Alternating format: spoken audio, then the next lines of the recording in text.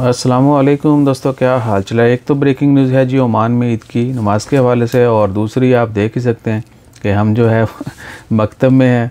आप लोग चिल कर रहे होंगे, छुट्टियां एंजॉय कर रहे होंगे। तो आज 8 जुलाई है, जुमे का दिन है। एक दफ़ा फिर तमाम दोस्तों को जुमा मुबारक, और उम्मीद है कि आपने कल ईद की तैयारी अच्छी तरीके से कर ली होगी। बहुत सारी जगहों पर ईदगाहों में नमाज नहीं हो सकेगी मौसम की वजह से, और कुछ मसाजिद में भी यानी मौसम की वजह से, पानी भरने की वजह से इंतजाम जो हैं वो प्रॉपर नहीं हो पाएंगे जल्दी।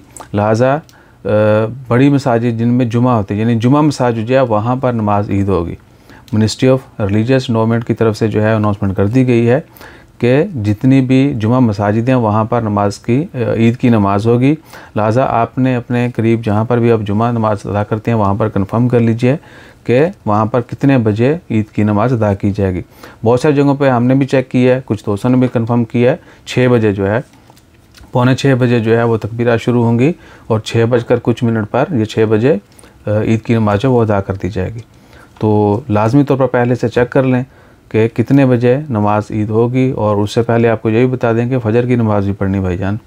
ये नहीं है कि छुट्टियाँ हैं तो चिल्ली मारते रहना, नमाज़ें जो बाकी भी फ़र्ज़ हैं।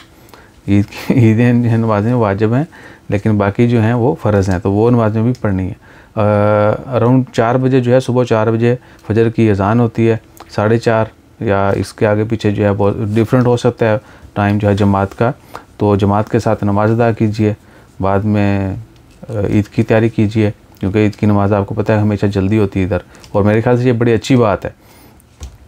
और उसके बाद कुर्बानी, अल्लाह ताला खैर फरमाए और हर किसी की इबादत और कुर्बानी और जितनी भी नेकियां हैं वो कबूल फरमाए।